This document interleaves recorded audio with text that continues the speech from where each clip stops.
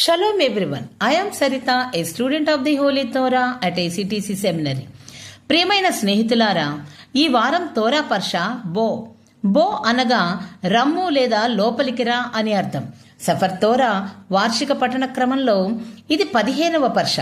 అలాగే సెఫర్ షెమోత్ లేదా నిర్గమకాండంలో ఇది 3వ పర్ష. ఈ పర్ష యొక్క 2వ అలియా వాక్య భాగము నిర్గమకాండము 10వ అధ్యాయము 12 నుండి 23 వచనముల వరకు.